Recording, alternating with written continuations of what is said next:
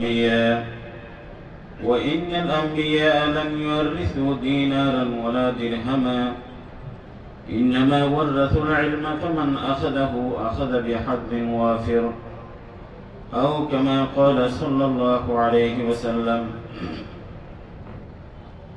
اتحاد العلماء বগুড়ার উদ্যোগে আয়োজিত আজকের ইসলামী মহাসম্মেলনের এই অধিবেশনের সম্মানিত সভাপতি দামাত বরকাতুল আলিয়া, উপস্থিত গ্রামী কদর ওয়াজিবুল ইহতিরাম উলামায়ে কেরাম, সম্মানিত সুধীমণ্ডলী, মুআজ্জাজ হাজিরিন, সময়সূচি নির্ধারিত হতে বড় জোর আমার হাতে সময় আছে 40 বা 45 মিনিট। একটি নির্দিষ্ট বিষয়ের উপর আলোচনা করার ইঙ্গিত দেওয়া হয়েছে। বিষয়টির কথা বিবেচনা করে কোরআন কারীমের একাধিক জায়গা থেকে আয়াতের অংশ বিশেষ আপনাদের সামনে তেলাওয়াত করেছি। সরকারে দু আলম রাহমাতুল্লিল আলামিন সাল্লাল্লাহু আলাইহি ওয়াসাল্লামের একটি বরকতময় হাদিস আপনাদের সামনে পাঠ করেছি। মুআজ্জাজ হাজিরিন, উলামায়ে কেরামের উদ্যোগ এবং কাদরি তত্ত্বাবধানে বরকতময় মাহফিলটি আয়োজন হচ্ছে। বিষয়ের কথা বলা হয়েছে, আমরা যারা এখানে অধিকাংশ উপস্থিত হয়েছি, আমাদের জীবনের একটি বড় সময়ের বিচরণ হয় মাদ্রাসার আঙ্গিনায়, ছাত্রী হিসেবে, শিক্ষক হিসেবে, এবং আমরা মাদ্রাসার বাইরেও যারা আছি, দিনের বহুমুখী খেদমত, দিনের বহুমুখী কর্মতৎপরতার সাথে আমরা কোনো না কোনোভাবে সম্পৃক্ত আছি। তো বলা হয়েছে যে উলামায়ে কেরামের মাকাম, মর্যাদা, তাদের ইতিহাস, ঐতিহ্য, বিশেষ করে আমরা যে একটা বিশেষায়িত ব্যবস্থা, শিক্ষা ব্যবস্থায় আছি, কওমি মাদ্রাসা শিক্ষা ব্যবস্থা, অন্যান্য শিক্ষা ব্যবস্থা দেশে আছে, আরো পৃথিবীর বহু দেশে আছে। এই শিক্ষা ব্যবস্থার গুরুত্বটা কোথায়, সমাজকে কি দিচ্ছে, এই শিক্ষা ব্যবস্থার অবদান কি? কারণ সমাজে এরকম বহু মিডিয়া পত্রিকা আছে যারা হয়তো কথা না বুঝে অথবা বিশেষ কোনো উদ্দেশ্য নিয়ে বলে থাকে এই শিক্ষা ব্যবস্থা নাকি বেকারত্ব বাড়ায়, অপ্রয়োজনীয় মানুষ সৃষ্টি করছে, সমাজের জন্য বোঝা, এরকম কিছু জনগণ তৈরি করছে। কথা আমরা মাঝে মধ্যে আমরা বলতে শুনেছি। কাজে এই শিক্ষা ব্যবস্থা নিয়ে কথা বলা উলামায়ে কেরামের একটি আয়োজনে খুবই যৌক্তিক এবং স্বাভাবিক বিষয়। মুআজ্জাজ হাজিরিন, আমরা প্রত্যেকেই জানি পৃথিবীতে বহু ধরনের শিক্ষা ব্যবস্থা আছে। বিশেষ করে বাংলাদেশে তিনমুখী শিক্ষা ব্যবস্থার কথা, আলিয়া, কওমি এবং সরকারি ব্যবস্থাপনায় একটি শিক্ষা ব্যবস্থা চলছে। আমরা জানি যে কথা যে আমরা পৃথিবীতে প্রত্যেকে আল্লাহ পাকের বান্দা। এই বান্দার সাথে রবের সম্পর্ক, জমিনের সাথে আসমানের সম্পর্ক, ফরশের সাথে আরশের সম্পর্ক, গোলামের সাথে মনিবের সম্পর্ক, দাসের সাথে মালিকের সম্পর্ক, এরই মাত্র শুধুমাত্র হয় দ্বীনি শিক্ষার মাধ্যমে। কিসের মাধ্যমে? দ্বীনি শিক্ষার মাধ্যমে। এবং কোরআন কারীমের একজন সাধারণ পাঠক হিসেবে আমরা যদি দেখি কোরআন কারীমকে, কোরআন কারীম শুধুমাত্র দ্বীনি শিক্ষায় শিক্ষিতকে এটাকে ইলম বলেছেন, এদেরকে শিক্ষিত বলেছেন। আর যারা দ্বীনি শিক্ষা থেকে বঞ্চিত, মাহরুম, 1000 ডিগ্রি নেওয়ার পরও কোরআনের দৃষ্টিতে তারা মূর্খ, তারা মূর্খ। সে কথা কোথায় পেলাম? কোরআন কারীমের প্রথম যে 5টি আয়াত নাজিল হয়, সে 5টি আয়াত ইকরা বিসমি রাব্বিকাল্লাযী খালাক, এই 5টি আয়াতের স্বতন্ত্র তাফসীর আছে। এই 5টি আয়াতের রব্বুল আলামিন পড়াশোনা, শিক্ষকতা, কলমের গুরুত্ব তুলে ধরেছেন।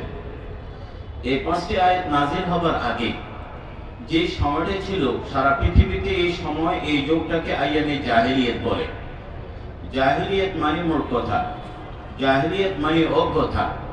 এই যে বিশাল একটি পৃথিবীতে, শুধু মক্কা নয়, গোটা পৃথিবী জুড়ে ইতিহাস যারা লিখেছেন, ইসলামের আগের ইতিহাস, তারা সেখানে তুলে ধরেছেন যে ওই সময়ে মানুষ কৃষি বুঝত, চাষাবাদও করত।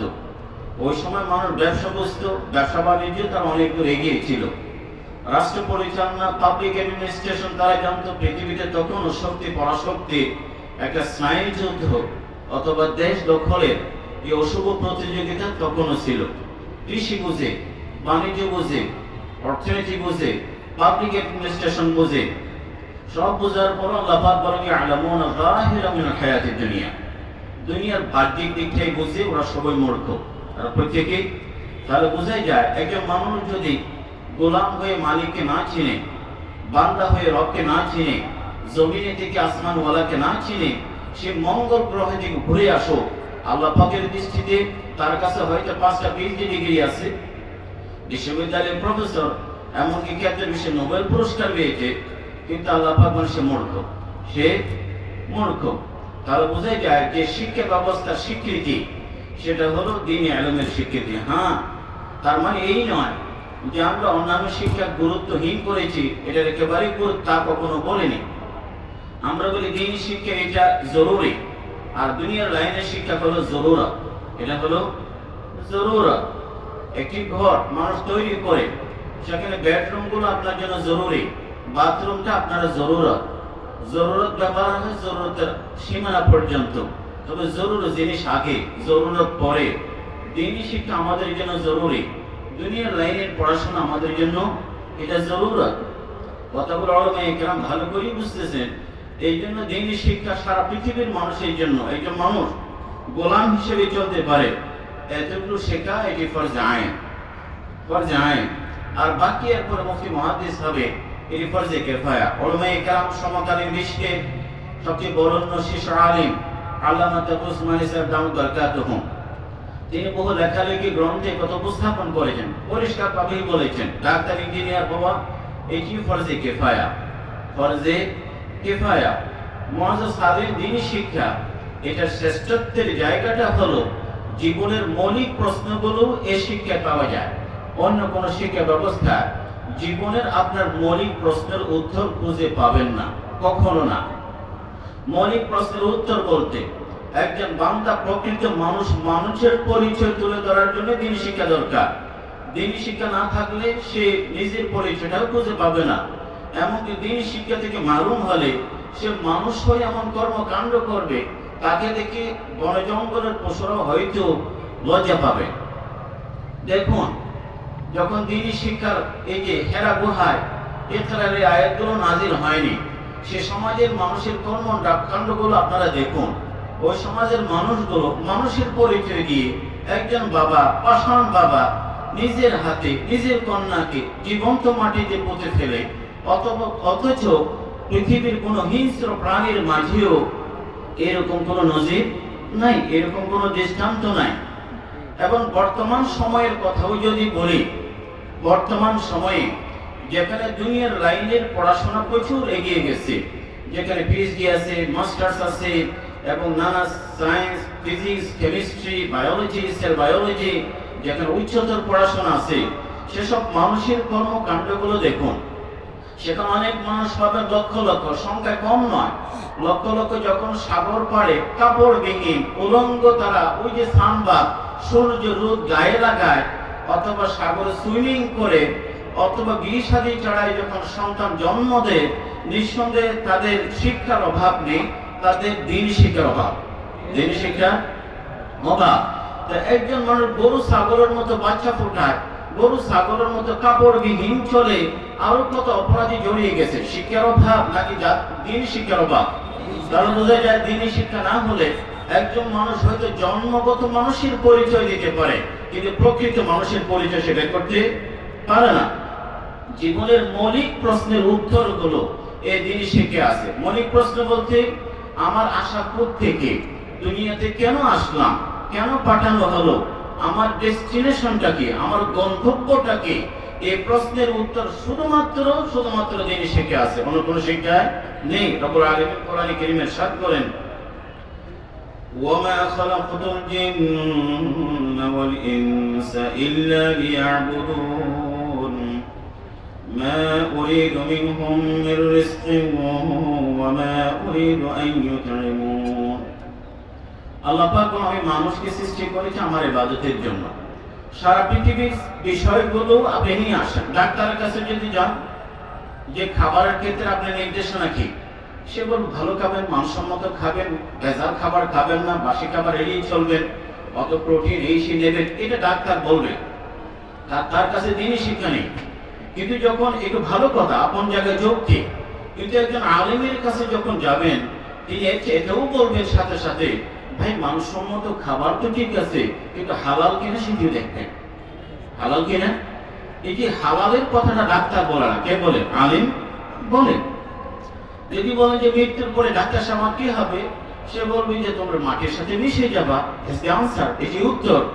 কিন্তু যখন আলেমের কাছে যাবে, সে বলে যে না, that's not the end of the story, গল্পের শেষ কথা নয়। এটা মানুষ যখন মারা যায়, সে যদিও দুনিয়ার জীবনের একটি সন্ধ্যাবেলা, কিন্তু আখিরাতের অনন্ত জীবনের একটি সকালবেলা। তাকে প্রশ্ন, একজন বলে, কেউ বলে যে প্রশ্ন ফাঁস হলে বাইরে গেলে নাকি মানুষ পাস করে। একজন আলিম বলেন আফসোস করে, আল্লাহ পাক তো কবরের প্রশ্ন কবে আগে থেকে পাস করেছে। তারপর অধিকাংশ মানুষ ফেল করে, অধিকাংশ মানুষ ফেল করে। আখিরাতের প্রশ্ন ফাঁস করা আছে, কিন্তু তারপর অনেকেই ফেল করে। কিন্তু একজন আলিম বলবে মৃত্যুর পরে তার কবর, বরজাখ, জান্নাত, দোজখের কথা বলবে। এই জন্য জীবনের মৌলিক প্রশ্নগুলো, আমাকে কে সৃষ্টি করেছেন? কারণ প্রত্যেক মানুষ পৃথিবীতে অনেকেই নিজেকে খোদা দ্রোহী, নাউযুবিল্লাহ, খোদা দাবি করেছে। আনা রাব্বুকুমুল আলা। ফেরাউন নিজেকে খোদা দাবি করেছে, কিন্তু ফেরাউন একথা বলেনি আমি আমাকে সৃষ্টি করেছি। একথা ফেরাউন বলতে সাহস করেনি। কাজে আমরা প্রত্যেকেই সৃষ্টি, আমরা কেউ স্রষ্টা না, আমরা সৃষ্টি। সৃষ্টি মানে স্রষ্টা পাঠিয়েছেন, আমাকে দুনিয়াতে পাঠালেন। এই প্রশ্নের উত্তর শুধুমাত্র দিন শিখে আছে। এবং কেন আসলাম? যদি আপনারা জানেন সময়ের অভাব আমাদের আছে, যদি বলে খাওয়া দাওয়া, বাচ্চা জন্ম ইত্যাদি, প্রজনন, বংশবিস্তার, এক্ষেত্রে মানুষকে ছাড়িয়ে যাবে, ছাড়িয়ে গেছে, এরকম প্রাণীর অভাব নেই। মানুষ এই খাওয়া দাওয়া, ঘুম, ফুর্তি, বয়স, এক্ষেত্রে অন্যান্য মখলুকার সাথে কোনোভাবে ছাড়িয়ে যেতে পারবে না। মানুষ কি করবে? এই প্রশ্নের উত্তর কি আপনি ইংরেজি সাহিত্যে পাবেন, ফিজিক্সে পাবেন? দুপুর বেলায় কি করবেন? ডাক্তার বলে ঘুমাবেন, ইসলাম বলবে দুপুরে নামাজ পড়ো। রমজানে কি করবেন? রেস্ট নেবেন, ইসলাম বলে রোজা রাখো। বিদ্যমান যাকাত দাও, হজে যাও, মাগরিব সূর্যাস্ত, মাগরিব নামাজ পড়ো, হালাল হারাম দেখো। তাহলে এই যে জীবনে আমার করণীয়টা, রেসপন্সিবিলিটিস, আমার কি করণীয়, এটি শুধুমাত্র দিন শিক্ষা আছে, অন্য কোনো শিক্ষা নেই। এবং জীবনটাকে, আপনার জীবন অর্থবহ, মিনিংফুল, এই জীবনের লক্ষ্য আছে, জীবনের একটা পারপোজ আছে, এটা শুধুমাত্র দিন শিক্ষা আছে, অন্য কোনো শিক্ষায় জীবনের কোনো লক্ষ্য স্থির করেনি। এই জন্য অস্ট্রেলিয়ান একটি প্রভাব আছে, is it living for working or working for living? আমরা কি যে বেঁচে থাকার জন্য কাজ করছি, না কাজের জন্য বেঁচে আছি? কাজের জন্য বেঁচে আছি। তারা জীবনটাকে দেখে ছোটবেলায় মনে করছে প্রাইমারিতে পড়বো, প্রাইমারিতে হাইতে কলেজ, কলেজ থেকে ইউনিভার্সিটি, এরপরে ডিগ্রি, ভালো ক্যারিয়ার। এগুলো সব 30 বছর পড়াশোনা, আরো 30 বছর চাকরি, রুটিন কাজ, ডে ইন ডে আউট কাজ করার পরে কি জীবনটাকে ভোগ করবে? জীবনটা কি করবে? ভোগ করবে, আরামায়েশে দিন কাটাবে এবং লাক্সারিয়াস হোম, গাড়ি বাড়ি থাকবে। এটি জীবনের উদ্দেশ্য। যখন এই উদ্দেশ্য নিয়ে সে 60 বছর পরিশ্রম করে, 60 বছর পরে তার যদি গাড়ি বাড়ি হয়েও যায়, তার যদি মোটামুটি তার পারচেসিং পাওয়ার, ক্রয় ক্ষমতা, বুক করার মতো টাকা পয়সাও যদি থাকে, যখন খাবারের সবই প্রস্তুত এবং বিছানাও প্রস্তুত, তখন নিজেকে দেখতে পায় খাবারগুলো অধিকাংশ ডাক্তার নিষেধ করেছে, আর বিছানায় এপাশ ওপাশ করে ঘুম হয় না, ঘুম হয় না। তাহলে যদি 65 বছর পরে যখন রিটায়ারমেন্টে যায়, যে উদ্দেশ্যে 60 বছর বলদের মতো শ্রম দিয়েছে, এই লোকটা কিন্তু জিন্দেগি কি করতে পারে? বুক করতে পারেনি। কাজে চাকরি, বাকরি, ক্যারিয়ার, পয়সা করি, এগুলো জীবনের উদ্দেশ্য হতে পারে না। এই জন্য আল্লাহ পাক বলেন তোমাদের জীবনের উদ্দেশ্য এখানে কতটুকু ভোগ করবে না, আবুল সাবিল। তুমি এটা দুনিয়া তোমার জন্য ডেস্টিনেশন নয়, এটা ট্রানজিট, এটি ট্রানজিট। এখানে স্থায়ী থাকতে আসেনি। মায়ের পেট থেকে দুনিয়া হয়ে কবর, কবর পেট থেকে জান্নাত, ওইদিকে যাওয়া। কাজে এটা জীবনের যদি আপনার একটা টার্গেট ফিক্স না থাকে, তাহলে জীবনটা কি হয়? অর্থহীন হয়ে পড়ে। জীবনের এই উদ্দেশ্যটা আপনি ফিজিক্স, কেমিস্ট্রি, মেডিকেল সায়েন্স, পৃথিবীর অন্যান্য বিষয়গুলোর মধ্যে জীবনের এই প্রশ্নের উত্তর খুঁজে পাবেন? তো উত্তর খুঁজে পাবেন না। এই জন্য কবি ইকবাল যত দূরদর্শিতা, পরিণামদর্শী, পশ্চিমা বিশ্বকে চুলছাড়া বিশ্লেষণ করেছেন। এবং তিনি বলেন পশ্চিমা বিশ্ব ওনারা জ্ঞান বিজ্ঞান দিয়ে হয়তো ওই যে মঙ্গল গ্রহে গেছে, চাঁদে গেছে, ওরা আকাশের মধ্যে মাছের চেয়ে বেশি দ্রুত পাখির চেয়ে দ্রুত উঠতে পারে, মাছের চেয়ে গভীরে যেতে পারে, কিন্তু এই পৃথিবীতে মানুষের মতো চলতে শেখেনি। মানুষের মতো চলতে পারা, মানুষের মতো গোলামের মতো চলতে পারা, এটা শুধুমাত্র দ্বীনি শিক্ষার মাধ্যমেই সম্ভব। অন্য কোন সাবজেক্টের মধ্যে সে উত্তর খুঁজে পাওয়া যাবে না। আরো আফসোস করে বলেন, মানুষ জ্ঞান বিজ্ঞান দিয়ে এখন সূর্যের সে আলোকে নিজেদের অধীনে এনে এটাকে ইউজ করে পরাভূত করে এখন এই যে গোটা পৃথিবী অন্ধকার গুলো তার আলোকিত করছে। সোলার পাওয়ার, সোলার যারা গোটা পৃথিবী আলোকিত করলো, দ্বীনি শিক্ষার অভাবে তাদের সে অন্ধকার, তাদের সে দিল, তাদের সে অন্তর, তাদের সে হৃদয়টা এখনো অন্ধকারে রয়ে গেছে। এই অন্ধকার শহর আলোকিত, কিন্তু মানুষের দিনগুলো অন্ধকারে ডুবে আছে। এই জন্য দেখা যায় যে দ্বীনি শিক্ষা মানুষের কলবে মেহনত করে, আর জাগতিক শিক্ষার ক্ষেত্রে হলো মানুষের আকল, বুদ্ধি। সে বুদ্ধি দিয়ে বিমান তৈরি করে, সে বুদ্ধি দিয়ে সাবমেরিন তৈরি করে, কম্পিউটার তৈরি করে। যে বুদ্ধি দিয়ে সে কম্পিউটার তৈরি করে, নানা প্রোগ্রাম করে, সেখানে টাকা জমা দিতে শিখেছে, সে ওই বুদ্ধি ব্যবহার করে আসমানি শিক্ষার অভাবে টাকা ডাকাতি করতেও শিখেছে। ডাকাতি করতেও কি শিখেছে। এই জন্য দেখা যায় এই যে দ্বীনি শিক্ষা, এটি মানুষের কলবকে আলোকিত করে। নাযালা বিহি রূহুল আমিন আলা কলবি লিতাকুনা মিনাল মুনযিরিন। যখন কুলুব, আল্লাহ পাক কলবের কথা বলেছেন, আম্বিয়া কিরাম কলবের মধ্যে মেহনত করেছেন। কলব যখন সোজা হয়ে যাবে, তার আকল তাকে সঠিক গাইডেন্স দেবে। আর যখন কলব শুদ্ধ হবে না, তার আকল সে বিমান, জঙ্গি বিমানের পায়ে ককপিটে বসে একটি বোমা মেরে হয়তো পুরো শহরকে নিস্তেনাবুদ করে দেবে। কারণ যখন মানুষ শিক্ষিত হয়, তার আকল যখন অনেক দূর এগিয়ে যায়, দ্বীনি শিক্ষা থেকে মাহরুম হয়, সে জঙ্গলের হিংস্র প্রাণীর চেয়ে বড় ভয়ঙ্কর হয়ে ওঠে, বড় ভয়ঙ্কর হয়ে ওঠে। এই জন্য দ্বীনি শিক্ষা, দ্বীনি শিক্ষা থাকলে রাত্রের অন্ধকারে টাকা কুড়িয়ে পেলে দিন দুপুরে ফেরত দেবে। আর দ্বীনি শিক্ষা না থাকলে দিন দুপুরে মানুষ জবাই করে টাকা কি করে চিন্তায় করবে। দ্বীনি শিক্ষা, তো দ্বীনি শিক্ষার শ্রেষ্ঠত্বের জায়গা হলো, জীবনের মৌলিক প্রশ্নগুলো আমরা শুধুমাত্র দ্বীনি শিক্ষার মাধ্যমে পাই, অন্য কোনো মাধ্যমে পাওয়া যায় না। হ্যাঁ, এগুলো আমাদের জরুরত পুরা করে, কিন্তু আমাদের জন্য কি নয়, জরুরি নয়।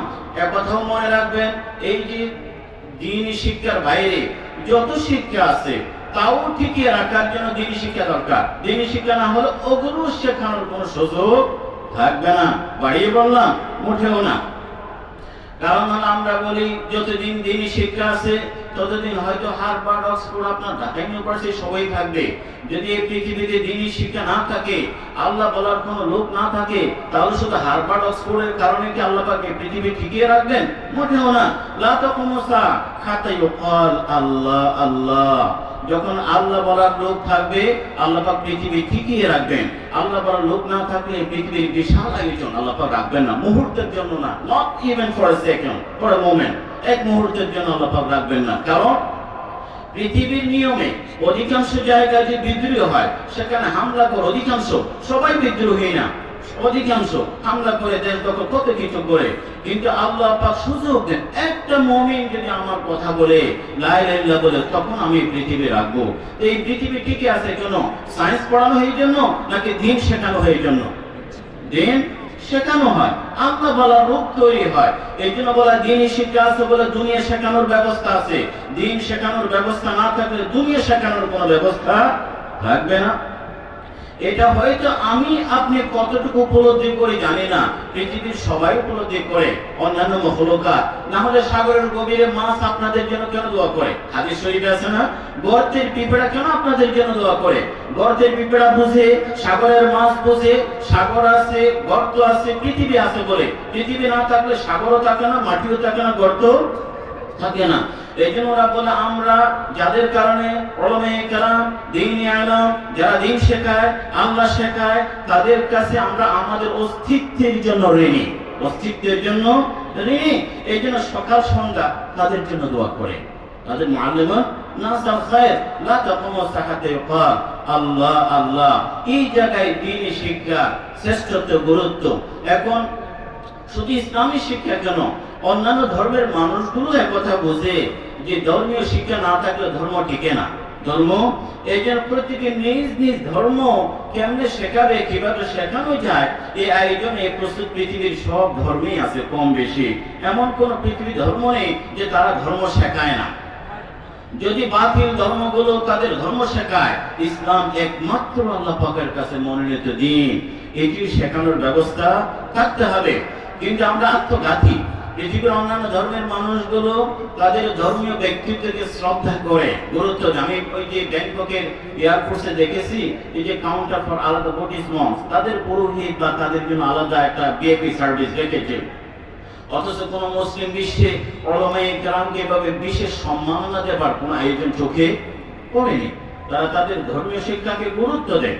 মুআজ্জাজ সাদিন সে দ্বীনি শিক্ষা সময়ের দিকে তাকাচ্ছি, এই দ্বীনি শিক্ষা কারা দিচ্ছে? এই যে উলামায়ে কেরাম বসা, উলামায়ে কেরাম, সেই ইতিহাস তো দীর্ঘ, সেই ইতিহাস দীর্ঘ। উলামায়ে কেরাম এই পৃথিবীতে দেখেন আল্লাহ পাক প্রত্যেকটা জিনিসের একটা বিপরীত সৃষ্টি করেছেন। আলো আছে, অন্ধকার আছে, রাত আছে, দিন আছে, ঠান্ডা আছে, গরম আছে, সাদা আছে, কালো আছে, এবং সুস্থতা আছে, অসুস্থতাও আছে, অভাব আছে, সচ্ছলতা আছে। যদি বিপরীত দিকটা না থাকতো, মানুষ নিয়ামতের কদর করতো না, নিয়ামতকে মূল্যায়ন করতো না। এই জন্য হযরত ওমর ইবনে খাত্তাব রাদিয়াল্লাহু বলেন, আমরা যারা আগে ইসলামের আগে শিরকের মধ্যে মূর্তি পূজা ইত্যাদি ছিলাম, আমরা এই যে ইসলামটাকে এই যে ধীরে ধীরে পেয়েছি, আমরা ইসলামকে কদর করি। যারা এক সময় জাহিলিয়াত দেখে নেই, তারা ইসলামের এই নিয়মটাকে, যেমন আমরা জন্মগত মুসলমান, ইসলামটাকে আমরা তো এপ্রিশিয়েট করছি না, গুরুত্ব দিচ্ছি না। কিন্তু নো মুসলিম সে আসলে ইসলামকে গুরুত্ব দেয়। কেন? সেই জানে অন্ধকারে থাকার এই যে হাবুডুবু খাবার বিপর্যয়টা কেমন। আমরা শুরু থেকেই আলো পেয়ে গেছি, কখনো অন্ধকারের সম্মুখীন হয়নি। মুআজ্জাজ সাদিন এই জন্য আল্লাহ পাক দেখে বিপরীত জিনিস রেখেছেন। এই পৃথিবীতে উলামায়ে কেরাম এই ইলমের গুরুত্ব বুঝবেন। যদি জাহালত, মূর্খতা, অজ্ঞতা সারাদিন না থাকতে ইলমের কথা বুঝতেন না। উলামায়ে কেরাম আছে, থাকতে হবে, কারণ লজিক সেটি বলে, যুক্তি সেটা বলে। এই পৃথিবীতে ফিরআউন নাই, এই যে কারুন নাই, নমরুদ নাই, আবু জাহাল নাই, আবু লাহাব নাই। কিন্তু ওরা না থাকলেই হবে, কি হবে? ওদের ওই যে চেতনা লালন করে, ওদের দূষর, ওদের সাঙ্গপাঙ্গ, ওদের এই চিন্তাধারা লালন করে, অথবা তাদের বংশধর, অথবা তাদের উত্তরসূরির কি অভাব আছে পৃথিবীতে? অভাব নেই। এখনো সেই কারণে মানুষের কথায় বলার ব্যবসায়ী তো আছে, যেটা আমার স্কিল, আমার দক্ষতা, এই পয়সা। এরকম প্রভাবশালী স্বৈরাচারী শাসকরা আছে যারা ফেরাউনের সুরেই কথা বলে, নমরুদের কণ্ঠেই কথা বলে, আবু জাহালের গলায় কথা বলে। এরকম কোনো মানুষ আছে। যদি এই সমস্ত খোদাদ্রোহী, আল্লাহদ্রোহী, যাদের উপরে সরাসরি আযাব নেমে আসছে, তারা যদি তাদের লোক রেখে যেতে পারে, আল্লাহ পাক বলেন, আমি ইব্রাহিম, ইসমাঈল, মুসা, ঈসা, নূহ, ইসহাক এবং আমার পয়গম্বর সরকার আলম সাল্লাল্লাহু মুহাম্মদ সাল্লাল্লাহু আলাইহি ওয়াসাল্লাম, তাদেরও আমরা উত্তরসূরি রেখে যাব, তাদের উত্তরসূরি রেখে যাব। তারা কারা? আর উলামা ওয়ারাসাতুল আম্বিয়া। আর উলামা ওয়ারাসাতুল, শুধু ওয়ারাসাতুল নবী নয়, নবীদের সমস্ত পবিত্র কাফেলার তার উত্তরসূরি, নবীদের সমস্ত পবিত্র কাফেলার উত্তরসূরি। কারণ আমার কোটি কোটি বান্দাকে যখন টেলিভিশনের মাধ্যমে, নাটকের মাধ্যমে, সিলেবাসের মাধ্যমে, পত্রিকায়, সামাজিক যোগাযোগ মাধ্যমে যখন কোটি কোটি বান্দাকে জাহান্নামের পথে দলে দলে রাতে দিনে ডাকবে, আমার কিছু নিবেদিত প্রাণ উলামায়ে কেরাম বান্দা থাকবে, তারা উল্টো মানুষকে জান্নাতের পথে রাখবে, জান্নাতের। তো আপনারা, আমরা দুনিয়াতে সমাজে জাহান্নামের পথে যারা ডাকে, গায়িকা, অভিনেতা, অভিনেত্রী, আর কত অপরাধ জগতের মানুষ, তাদের প্রয়োজনীয়তা সমাজ অনুভব করে, নাউযুবিল্লাহ। আর যারা জান্নাতের পথে ডাকছে, কাফেলা মাদ্রাসা থেকে তৈরি হয়, তাদের কি মনে করে সমাজে নাকি বুঝা, বেকারত্ব বাড়ায় ও প্রয়োজনীয় অংশ, একথা বলে, একথা বলে। আমরা বলে আম্বিয়া কেরামের কাফেলাও থাকবে, কিয়ামত পর্যন্তই থাকবে। মিথ্যা বলার লোক থাকলে সত্যের পথে আহ্বান করার লোকও থাকবে। আর সেই ইলম যারা ধারণ করে, লালন করে, আমরা তাদেরকে বলি উলামায়ে কেরাম। দেখেন উলামায়ে কেরামের ইতিহাস তো আমাদের ইতিহাসে অনেক কিছুই পড়ানো হয়, কিন্তু উলামায়ে কেরামের সেই গৌরবোজ্জ্বল ওই অতীত, এই কোরবানি ত্যাগের কথা আমাদের সমাজে পড়ানো হয় না, জানানো হয় না। আর দেশে নয়, পুরো পৃথিবীতে যদি বলি যা কিছু ভালো অর্জন, সেখানে কোনো না কোনো এক মহিষী, বড় আলিমের বড় অবদান ত্যাগ নজরে পড়ে। আমরা যদি এই দেশের কথা বলি, এই দেশ এমনি অনেকে স্বাধীনতা নানা কথাগুলো বলে, এই দেশের স্বাধীনতা, এই দেশের মানচিত্র, এই দেশের কোটি মানুষের ঈমান, মূল্যবোধ, আমাদের সভ্যতা, সংস্কৃতি, আমাদের মসজিদ, মিম্বার, আমাদের মেহরাব, আমাদের সব পরিচিতি, সব উলামায়ে কেরাম রক্ষা করেছেন। সবাই উলামায়ে কেরাম রক্ষা করেছেন। ইতিহাস বলে তাই, যখন আকবর বাদশাহ পুরো দিন ইসলামটাকে বিক্রি করে দেয়, এমন কালিমাটাও পরিবর্তন করে, লা ইলাহা ইল্লাল্লাহ আকবর খলিফাতুল্লাহ, এভাবে কালিমাটাও বিক্রি করে, হারাম হালালের এই যে বিধানগুলো পরিবর্তন করে দেয়। সেদিন কোনো বৈজ্ঞানিক, কোনো কৃষিবিদ, কোনো রাজনীতিবিদ, কোনো অথবা সায়েন্টিস্ট, কোনো বড় ব্যবসায়ীকে দিন রক্ষা করেছে নাকি মুজাদ্দিদ আল-ফিসানি রহমতুল্লাহ এগিয়ে আসছে? মুজাদ্দিদ আল-ফিসানি রহমতুল্লাহ আলাইহি কেমন হাত ধরে, কেমন মানুষ সুবহানাল্লাহ। মুজাদ্দিদ আল-ফিসানিকে যখন জেলে ভরে দেওয়া হয়, জেলের যে জেল রক্ষী সেই বলে এই লোকটাকে বের করে দেন, কারণ যারা পশু ছিল ওদেরকে মানুষ করে ফেলছে, আর যারা মানুষ ছিল ওদেরকে ফেরেশতা বানিয়ে ফেলছে, এই ছিল মুজাদ্দিদ আলেমদের হাত ধরে। এরপরে যদি আপনি যান, ব্রিটিশরা পৃথিবীতে বহু জায়গায় সাম্রাজ্যবাদ ছিল, Spain, Albania, Kosovo, Manila, Philippines এবং আফ্রিকার বহু দেশে। সেই দেশের ইতিহাস কি এবং আমাদের বাস্তবতা কি একটু পরখ করে দেখেন নাই যে আমরা হঠাৎ করে ঘুম থেকে উঠে 2.5 লক্ষ মসজিদ কেমনে পেয়ে গেলাম, হাজার মাদ্রাসা, এত টুপি দাড়ি, এত মূল্যবোধের সিংহর মতো গর্জে ওঠার মানুষগুলো আমরা কোথায় পেয়ে গেলাম? এরা কি বইয়ের থেকে পড়ে আসছে নাকি সুয়ের থেকে? কখনো না। কাদের মাধ্যমে? ইতিহাস আমাদের বলা দরকার, জানাও দরকার। ইংরেজরা আসে, ইতিহাস অনেক দীর্ঘ। ইংরেজরা আসে 1601 ইংরেজিতে ব্যবসায়ী, 1702 ইংরেজিতে ক্ষমতা, 100-150 বছর পর ভারত দখলে। সংক্ষেপে এটি ছিল ইংরেজদের পরিকল্পনা। আল্লাহ পাকের পরিকল্পনা নেই? আল্লাহ পাকের কি আছে? পরিকল্পনা আছে। আল্লাহ পাক শাহুল মুহাদ্দিসকে পাঠান, তার সন্তানদেরকে পাঠান। এভাবে করে তাদের সাবধানে দেওয়ানদের কত আসলো, উলামায়ে কেরাম যুদ্ধ জিহাদের মধ্যে নেমে গেলেন। দীর্ঘ ইতিহাস। তাহলে যে ইংরেজরা 200-300 বছর এই দেশে থাকলো, 1947 ইংরেজি পর্যন্ত 350 বছর ইসলামকে উচ্ছেদ করার জন্য, আমাদের পরিচিতি মুছে দেবার জন্য এমন কোন জঘন্য পন্থা নেই যে তারা অবলম্বন করেনি। তারা দেখেছে এই দেশে মুহূর্তে আমাদের বিরোধী জিহাদ হয়, বিদ্রোহ হয়, কখনো শামের পবিত্র প্রান্তরে, কখনো মহীশূরে, কখনো ভালাকোটে, কখনো শ্রীঙ্গাম। এই যে সমস্ত কাদের কারণে হয়? পরিশেষে দেখা যায় ইমানের আলো, চেতনার এই বিষয়গুলো উলামায়ে কেরাম জ্বালিয়ে রেখেছেন। তারা উলামায়ে কেরাম মিম্বর থেকে, মেহরাব থেকে, খানকা থেকে, মাদ্রাসা থেকে। তাহলে কি করতে হবে? তার পথ বেছে নিল, উলামায়ে কেরামকে শহীদ করে দিল, কোরআনে কারীমগুলো জ্বালিয়ে পুড়িয়ে সার্কার করে দাও, মাদ্রাসাগুলো বন্ধ করে দাও। এই পথ তো সে কোরবানির কথা, ত্যাগের কথা। হযরত জাফর আহমদ থানসী রহমাতুল্লাহ আলাইহি বলেন, আল্লাহ মুস্তাহিকে দারকো হুকমে নজরবন্দি মিলা।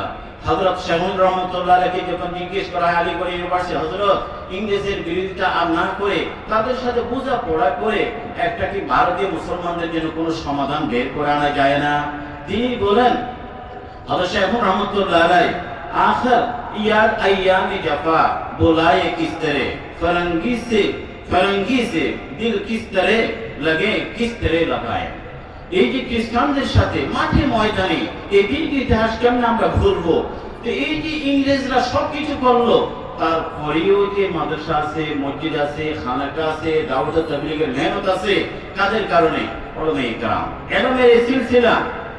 কারণ আমাদের বড়দের অন্তরে এই যে এলহামি সিদ্ধান্ত, এই যে এই ব্রিটিশরা আমাদের রাজনৈতিক, অর্থনৈতিক, সামাজিক সব ক্ষেত্রে আগ্রাসন চালিয়েছে, সর্বশেষ আমাদের দিনটাও কেড়ে নিতে পারে। এই জন্য দুনিয়া কেড়ে নিয়েছে, রাজত্ব গেল, ছিলাম রাজা হয়ে গেলাম প্রজা, ছিলাম জমিদার হয়ে গেলাম এখন জমি ভূমিহীন। কিন্তু সবকিছু কেড়ে নিলেও কিন্তু আমাদের ঈমান, কোটি কোটি মানুষের ঈমান কেড়ে নিতে দেব না। দারুল দেওবন্দ হলো, হাত ধরে হাজারো প্রতিষ্ঠান হলো, উলামায়ে কেরাম সারা দুনিয়ায় ছড়িয়ে পড়লো, শুধু ঈমান এবং দ্বীন রক্ষা করেনি, পরিশেষ আমাদের দুনিয়াটাও রক্ষা করেছে, মানচিত্র কি করেছে? রক্ষা করেছে।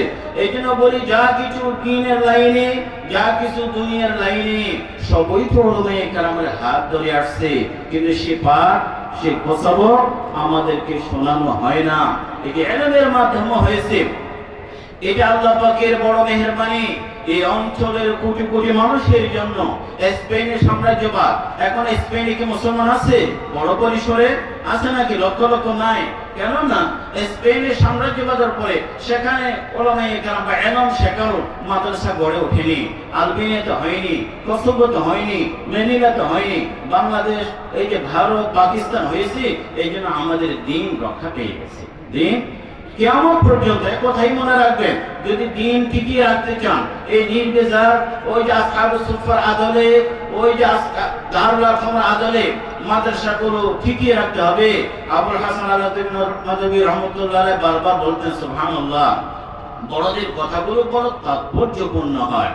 বড়রা বলেন দেখেন এই দিন জিন্দা, জীবন্ত, এই দিন জীবন্ত মানুষগুলোই এটাকে জিন্দা এবং জীবন্ত রাখে।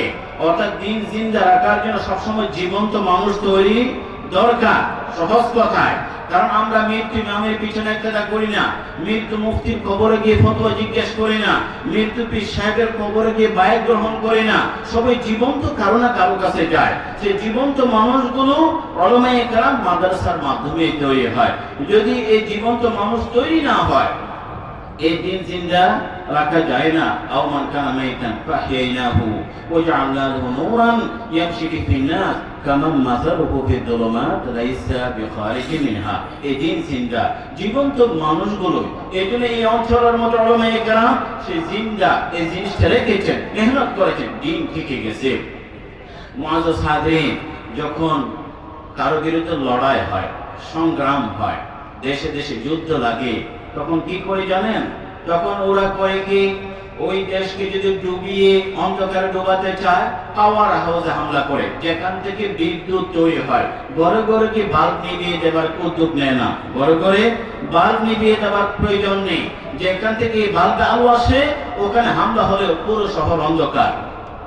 এই জন্য শত্রুরা যখন ভারতে আসে, ইংরেজরা যখন পা রাখে, তারা দেখে কোটি মানুষের অন্তর আলোকিত করেছে ওই যে পাওয়ার হাউস, বাতিঘর, এই মাদ্রাসাগুলো, এই উলামায়ে কেরাম।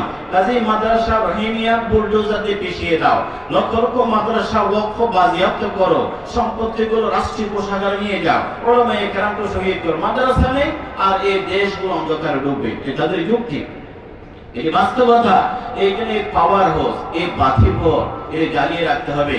এগুলো যদি না থাকে, 30 বছর অনেক জেনারেশন অপেক্ষা করে, দেখবেন যে পুরো দেশ তার দিন আকীদা সবই মুছে গেছে। আমাদের উলামায়ে কেরাম এই দিন শিক্ষার যারা ধারক বাহক, আপনি দেখেন এই দিন নিয়ে সোজা কথা, আমরা কাউকে ছোট করতে চাই না, কারো অবদানকে সমাজের জন্য আমরা ছোট বাহু দেখতে চাই না। এই সমাজে প্রত্যেকে ব্যস্ত, প্রত্যেকদিন রাজনীতিবিদ ব্যস্ত আছে কখন চেয়ারে কিভাবে যেতে পারে, ডাক্তার ব্যস্ত রোগী কেমনে বাড়বে, কৃষিবিদ ব্যস্ত তার কৃষি সম্প্রসারণের জন্য, আরেকজন চাকরিজীবী তার প্রমোশনের পিছনে লেগে আছে। কিন্তু একটা শ্রেণী উলামায়ে কেরাম নবীদের উত্তরসূরি, তাদের 24 ঘন্টার ফিকির হলো এই মানুষগুলো কেমনে জান্নাতে যাবে, তারা কেমনে ঈমান পাবে, তারা কেমনে আল্লাহর সাথে সম্পর্ক জোড়াবে, দ্বীন কেমনে জিন্দা হবে, ইসলাম কেমনে প্রচার প্রসার লাভ করবে। এই ফিকিরটা সমাজের অন্য কোথাও দেখবেন আপনি, অন্য কোথাও দেখবেন না। এই জন্য ইমাম আহমদ হাম্বল বলেন উলামায়ে কেরাম হলো মেঘের মতো, যেখানে যায় ছায়া দেয়, বৃষ্টি দেয়। উলামায়ে কেরাম যেখানে পা রাখে, হয়তো কি মসজিদ, নাহলে মাদ্রাসা, নাহলে খানাখা, নাহলে এরকম কোনো কোনো দিনের খেদমতে তারা উদ্যোগ গ্রহণ করে। তারা আমাদের জন্য অতন্দ্র প্রহরী, তারা অতন্দ্র প্রহরী। প্রহরী বুঝেন তো? প্রহরী যারা দিনের, যত ইসলামী শাসকরা তারা ঠিকাদার নয়, দিনের পাহারাদারি করে, দিনের পাহারাদারি করে। কোথাও যদি ডাকাত সংঘবদ্ধ দল ডাকাতি করতে চায়, তখন তারা ডাকাতি করার ফার্স্ট স্টেপ, নিরাপদে ডাকাতি করবার জন্য আগে বডি সিকিউরিটি গার্ড যারা আছে তাদেরকে মেরে ফেলে। কারণ ওরা যদি আপন জায়গায় থাকে, ডাকাতি সহজ হয় না। এই জন্য কোন দেশে ইসলাম বিরোধী শক্তিরা যখন আসে, তাদের সমস্ত অভিযোগ, তাদের প্রোপাগান্ডা, তাদের গুজব, তাদের সমালোচনা, সব কথাগুলো উলামায়ে কেরামের বিরুদ্ধেই যায়। সবসময় এই মাদ্রাসা, এই ইলমওয়ালা উলামায়ে কেরামের বিরুদ্ধে। কারণ তাদেরকে যদি ছোট করা যায়, তাদের ভাবমূর্তি যদি নষ্ট করা যায়, আর সিকিউরিটি বা পাহারাদারকে যদি মেরে ফেলা যায়, ডাকাতি সহজ হয়ে পড়ে, ডাকাতি সহজ হয়ে পড়ে। এই জন্য তারা পাহারাদার, পাহারাদার, দিনে ঠিকাদারি নয়, ইজারাদারি নয়, দিনে পাহারা দিচ্ছে। পাহারাদারের কাজ কি? পাহারাদারের কাজ যখন ডাকাতি হয় কখনো একক লড়াই করে, কখনো সংঘবদ্ধ মোকাবেলা করে, না পারলে মসজিদের বা কোথাও মাইকে গিয়ে আওয়াজ করে ডাকাত আসছে, কি আসছে, টাকা আসছে। এই জন্য ওলামায়ে কেরাম কখনো এককভাবে লড়াই করে বাতিলের বিরুদ্ধে, কখনো কাদিয়ানের বিরুদ্ধে, কখনো বেদাতের বিরুদ্ধে, কখনো নাস্তিকতার বিরুদ্ধে, কখনো নতুন নতুন গজে ওঠা ফিতনা ফাসাদের বিরুদ্ধে, না পারলে সংঘবদ্ধ হয়ে আসে মঞ্চে, অথবা কখনো মাইকের মধ্যে বড় গলায় কথা বলে অমুক জায়গায় এটি দ্বীনের বিরুদ্ধে লড়াই হচ্ছে, দ্বীনের বিরুদ্ধে ডাকাতি হচ্ছে, বলে কিনা পাহারাদারি কাজ করে। এই জন্য তাদের বিরুদ্ধে এত বিষোদ্গার, এত বিষোদ্গার। আমি বলি মুআজ্জাজ হাজিরিন, ওলামায়ে কেরাম, ইলম, এই দ্বীনি শিক্ষা এটা আমাদের প্রত্যেকের জন্য ফরজে আইন, জরুরি, এটা জরুরি। আর দুনিয়ার লাইনের পড়াশোনা ফরজে কিফায়া, শত্রুরাও বোঝে। ভারতের এই যে ব্রিটিশরা তাদের একটি শিক্ষা ব্যবস্থা চালু করলো, শিক্ষা ব্যবস্থা, হযরত মামলুক আলী রহমাতুল্লাহ আলাইহি দুজন সাগির, একজন দারুল দেওবন্দ করলেন আর একজন আলিগড় ইউনিভার্সিটি। এক জায়গায় মুফতি মুহাদ্দিস মিম্বর মেহরাবের পাহারাদার তৈরি হয়েছে, আর এটা কিছু কেরানি তৈরি হয়েছে। কি হয়েছে? কেরানি তৈরি হয়েছে। দুই শিক্ষা ব্যবস্থা দুই জায়গায়। সেই শিক্ষা ব্যবস্থা চালুর পিছনে লর্ড ম্যাকালে, একজন ওই যে পশ্চিমা, তার একটি বই আছে, তার একটি বক্তব্য আছে। সে বক্তব্যগুলো আমার জানা দরকার। তার কি বক্তব্য এই শিক্ষা ব্যবস্থা সম্পর্কে? সে বলে যে এই যে দারুণ দেবনের এই দিন শিক্ষার আগে ভারতে ইংরেজরা যখন আসে তখন অনেক সুন্দর সুন্দর হিমিয়া সহ হাজার হাজার মাদ্রাসা ছিল। মুসলমানদের সক্রিয়তা পরিচয় সবাই আপন জায়গায় উঠে ছিল, মুসলমানদের মূল্যবোধ ইমান মজবুত ছিল। তখন ওরা এমন একটি শিক্ষা ব্যবস্থার কথা বলে যে I have traveled the length and breadth of India. I have never seen one who is a beggar, who is a thief. আমি পুরো দেশে ঠসে বেড়ালাম, একজন ভিক্ষুক দেখলাম না, একজন অভাবী মানুষ দেখলাম না, সবাই দেখলাম হাই ক্যালিবার, অনেক উন্নত যোগ্যতার মানুষগুলো দেখলাম। কাজে আমরা তাদের মেরুদণ্ড যদি ভেঙে দিতে চাই, বলে আমাদেরকে সিস্টেম রিপ্লেস করতে হবে। এই দ্বীনি শিক্ষার পরিবর্তে আমাদেরই করা শিক্ষা ব্যবস্থা সেখানে কায়েম করে দিতে হবে। Then they will become what we want them to be. যখন তারা আমরা যেভাবে চাই ওভাবে সেবা গড়ে উঠবে। আর এই জন্য পরিলাবাদী রহমতুল্লাহ আলাইহি বলেন, এই যে ফেরাউনের মাথায় যদি ব্রিটিশ বুদ্ধি থাকতো, কার বুদ্ধি? ব্রিটিশ বুদ্ধি, তাহলে ফেরাউন ঘরে ঘরে প্রত্যেক ছেলে সন্তানকে মেরে ফেলার নির্দেশ দিত না। ফেরাউন কি কাজ করতো? ফেরাউন বলতো বনি ইসরায়েলের গ্রামে গ্রামে স্কুল করে দাও, আমি সিলেবাস পাঠাবো, শিক্ষক পাঠাবো। বনি ইসরায়েলের ছেলে পেলে কিন্তু আমার সিলেবাস পড়ে যারা তৈরি হবে এরা মুসার পক্ষে কথা বলবে না, আমি ফেরাউনের পক্ষে কথা বলবে, ফেরাউনের পক্ষে কথা বলবে। এই জন্য ব্রিটিশ সিলেবাসে, এই যে পশ্চিমা সিলেবাসে মুসলমান সন্তান পড়ে, ওরা ইসলামের পক্ষে, আপনার পক্ষে, মূল্যবোধের পক্ষে, ইমানের পক্ষে কথা বলে না। তাদের সুরে সুর মেলায়, আমরা আমাদের মতোই, বর্ণ আমাদের মতো, বলি আমাদের জাতিটা এদেশে, নামটাও আমাদের মতো, কিন্তু বলে আমাদের মূল্যবোধের বিরুদ্ধে। এই জন্য কাসিম নানভী রাহমাতুল্লাহ এই দ্বীনি ইলম, এই শিক্ষা ব্যবস্থা নিয়ে আসছেন, যে দ্বীনি ইলমের মাধ্যমে আমরা বাংলাদেশে বসে হয়তো সে দ্বীনি শিক্ষা পড়ছি, কিন্তু আমার সুর, আমার বিশ্বাস, আমার মূল্যবোধ, আমার কণ্ঠ আবু হুরায়রার সাথে মিলবে, আব্দুল ইবনে মাসউদের সাথে মিলবে, সে মক্কা মদিনার সাথে মিলবে। ওরা যদি বিলেতি শিক্ষা ব্যবস্থা না করে এভাবেই যদি সংস্কৃতি কেড়ে নিতে চায়, পরিচিতি মুছে দিতে চায়, দ্বীনি শিক্ষার মাধ্যমে আমাদের সেই সম্পর্ক, আমাদের সে শেকড় আমরা খুঁজে বের করবো, যেটা মক্কা মদিনার সাথে মিলবে। এটি দ্বীনি শিক্ষা। আবুল হাসান নাদভী রহমতুল্লাহ আলাইহি বলেন যে কোনো একটি মাদ্রাসা এই দ্বীনি শিক্ষা, যে দ্বীনি শিক্ষার শেকড় যদি উদ্দেশ্য মকসদ দারুল আরকামের সাথে যায় না, আসহাবুল সুফফার সাথে সংযুক্ত হয় না, আসহাবুল আমাদের দ্বীন সনদের মাধ্যমে হয়। আপনার এই সনদ, আপনার এই দ্বীনি শিক্ষা যদি আসহাবুল সুফফা